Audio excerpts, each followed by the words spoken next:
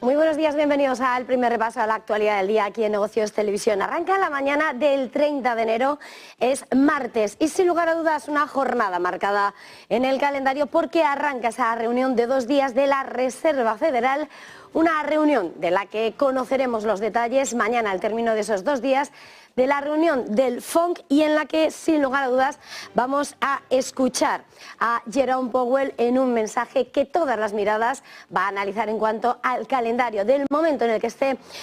previsto ese pivote, ese recorte en los tipos de interés. De momento, lo que hemos visto en las últimas horas ha sido subidas en el mercado de renta variable, en el mercado de bonos, después además de haber atendido a lo que sin lugar a dudas era la referencia más importante que estaba esperando el mercado, que vigile muy de cerca lo que está siendo los niveles de deuda, la capacidad de endeudamiento de los Estados Unidos, y con sorpresa se atendía a cómo el Tesoro ha recortado su estimación del calendario de subastas trimestral hasta los 760.000 millones de dólares en el primer trimestre entre enero y marzo, una noticia que además llega sin lugar a dudas después de lo que estaba previsto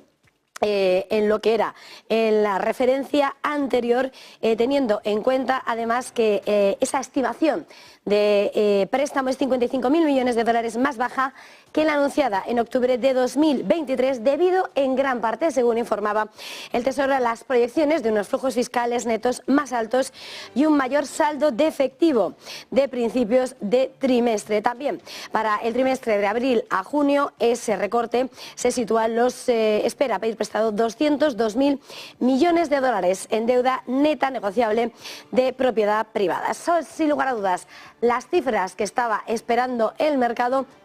y la noticia que hacía que en el mercado atendiéramos a el movimiento en el que estaban subiendo los bonos y en los que subía también en ese momento en el que los rendimientos caían, las subidas en la tecnología, las subidas en el Nasdaq. Y precisamente mirando a lo que ha sido el gran movimiento en los mercados y mirando a las grandes tecnológicas, el protagonismo del día pasa por lo que ha sido un anuncio esperado y un anuncio que supone un hito histórico para Elon Musk, para su Neuralink, tras anunciar el primer implante cerebral en un humano por parte de su startup Neuralink, que lo que apunta es que algún día los humanos podrían controlar las computadoras con sus mentes. Y lo que ha señalado en la red social X, la antigua Twitter, Elon Musk, es que el paciente se está recuperando bien y que los resultados iniciales del procedimiento son prometedores. Son los grandes asuntos que elevan la atención, los grandes titulares de esta mañana, sin despegar la mirada de lo que son las grandes cuestiones que preocupan y que escriben la crónica en la geopolítica y en el mapa internacional, en un momento en el que además Qatar teme que las conversaciones para alcanzar un acuerdo sobre rehenes entre Israel y Hamás se vean impactadas y pueden saltar por los aires tras la promesa de Estados Unidos de responder al ataque contra su base en Jordania, que se cobrará la vida de 3 soldados e hiriendo a varias decenas y responsabilizando del ataque a las milicias aliadas de Irán. Es un escenario en el que al mismo tiempo lo que ha dicho Estados Unidos es que no busca una guerra con Irán tras ese atentado, pero que al mismo tiempo y para aliviar la presión dice que tampoco cree que el gobierno de Teherán quiera entrar en un conflicto con Estados Unidos. Es Oriente Medio el asunto que a esta hora escribe gran parte de la tensión que se vive en los distintos puntos calientes del globo y que también nos hace mirar a esta hora a lo que es, sin lugar a dudas, lo que están siendo los próximos movimientos de Rusia, que estaría reclutando y contratando a su propio ejército africano para suceder a los mercenarios de Wagner. Es uno de los puntos en los que, sin lugar a dudas, el gobierno del Kremlin, el gobierno de Vladimir Putin, trataría de dar un impulso para expandir su influencia en el continente africano y y por el que estaría tratando de reclutar fuerzas armadas para reemplazar a los mercenarios del grupo Wagner en todo el continente. Uno de los grandes asuntos que, sin lugar a dudas, a esta hora centra la atención y del que se hace eco a esta hora la agencia Bloomberg. Y, por supuesto, muy pendiente también de la amenaza que acaba de poner sobre la mesa Estados Unidos a Venezuela, amenazándole con nuevas sanciones petroleras, y le recuerda que tiene que levantar la prohibición al candidato de la oposición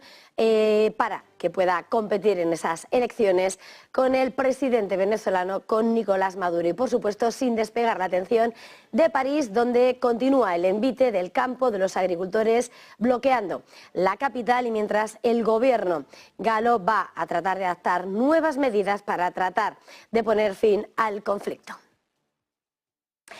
Es la mañana, como decimos, del 30 de enero, donde, sin lugar a dudas, la crónica de la mañana se escribe también con los titulares que entran de última hora a nuestra redacción y que nos hacen mirar a Asia, y en concreto a Corea del Norte, que ha disparado múltiples misiles de crucero no identificados este martes hacia el mar frente a su costa occidental. Según acaba de denunciar el ejército de Corea del Sur, es la tercera vez que Pyongyang prueba misiles de crucero en menos de una semana. Los misiles, los lanzamientos, se habrían lanzado a última hora del lunes, y las autoridades de inteligencia surcoreanas y las estadounidenses están siguiendo de cerca la situación y analizando los detalles de ese lanzamiento. El lanzamiento, por cierto, que se produce en medio del aumento de la tensión en la península de Corea y tras lo que ha sido una andanada de misiles de crucero disparados por Pyongyang frente a su costa este el domingo. Ese lanzamiento fue una prueba de esos misiles de crucero lanzados desde submarinos, esos Pulsar 331 de los que les informamos aquí en Negocios Televisión, y que el propio presidente norcoreano Kim Jong-un supervisó. Misiles estratégicos que, por lo tanto, se refieren a misiles con capacidad nuclear. Y, por supuesto, en cuanto a los titulares que despiertan la atención internacional y mirando a la geopolítica clave, las noticias que llegan en torno al conflicto en Oriente Medio. Qatar teme que las conversaciones para alcanzar un acuerdo sobre rehenes entre Israel y Hamás se vean impactados por las recientes tensiones. El reino qatarí, que ha emergido como uno de los grandes mediadores entre Israel y Hamás desde que se desatase la guerra tras los atentados del 7 de octubre, confía en que las represalias anunciadas por Washington tras sufrir el ataque contra sus tropas en Jordania no provoque un daño a la seguridad regional o socaven los progresos que apuntan hacia un nuevo acuerdo de liberación de rehenes en Gaza. El ataque del domingo por parte de esas milicias respaldadas por Irán ha sido el primer ataque mortal contra las tropas estadounidenses desde que estalló la guerra en octubre y marca, sin lugar a dudas, un importante punto de fricción y de escalada en las tensiones que afectan a Oriente Medio.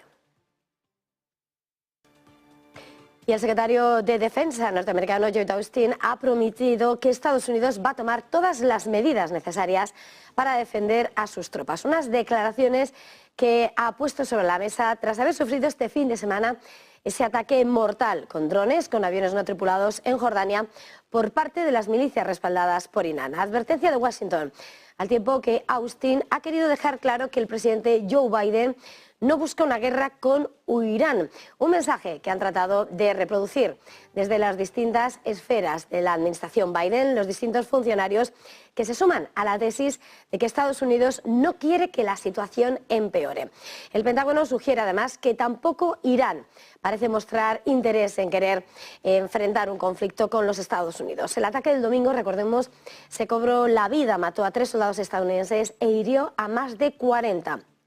Fue el primer ataque mortal contra las tropas estadounidenses desde que estalló la guerra en octubre y marca ese punto de escalada en Oriente Medio.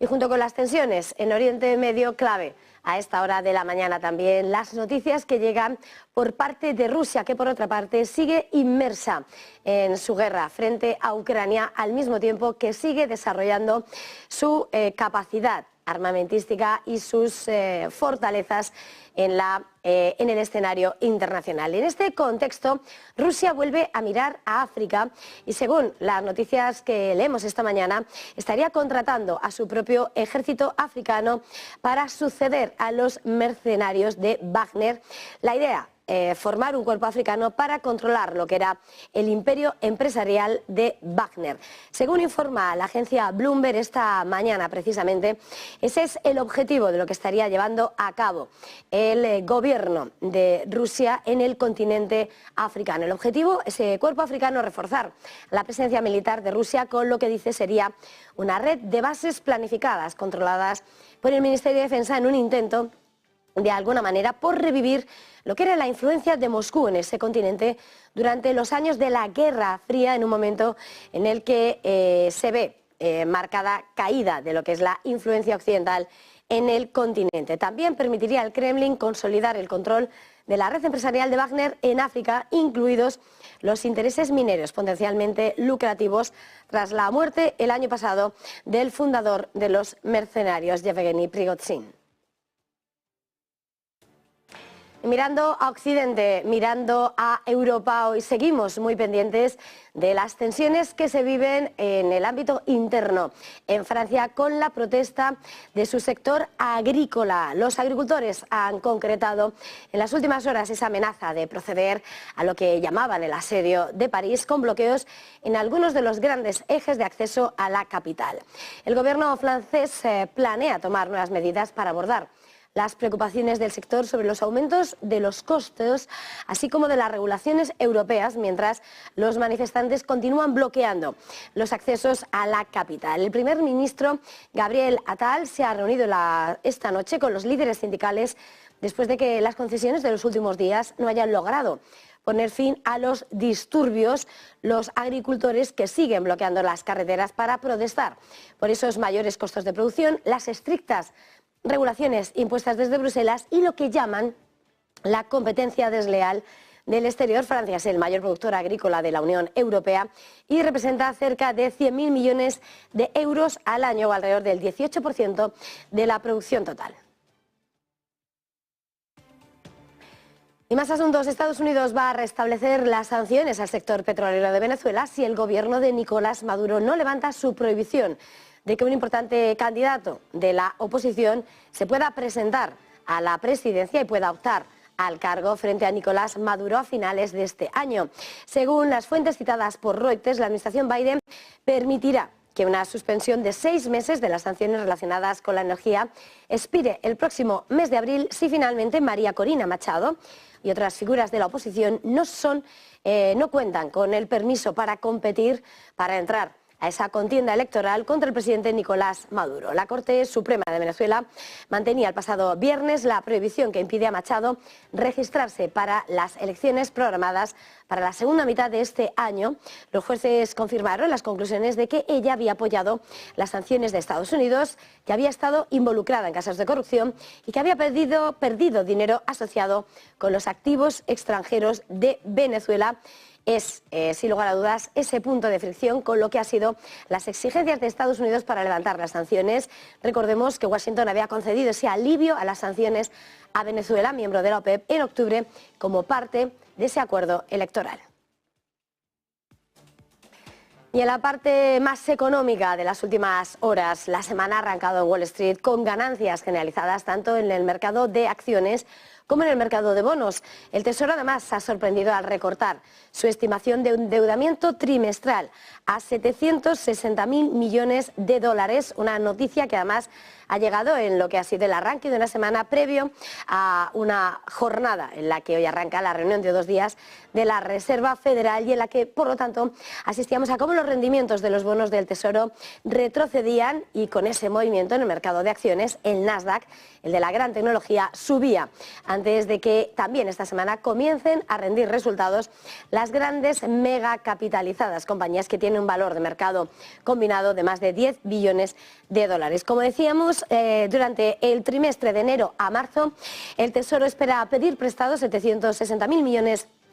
de dólares en deuda neta negociable de propiedad privada, asumiendo un saldo de caja de finales de marzo de 750.000 millones de dólares, cuando la estimación del préstamo es 55.000 millones de dólares, más baja que la anunciada en octubre de 2023. Para el trimestre de abril a junio, el Tesoro espera pedir 202.000 millones de dólares en deuda neta negociable, asumiendo así un saldo de caja de 750.000 millones de dólares a finales de junio. Recordemos que en el último trimestre del año pasado el Tesoro ha estado 776.000 millones de dólares en esa deuda neta negociable de propiedad privada y terminó el trimestre con un saldo de 769.000 millones de dólares en octubre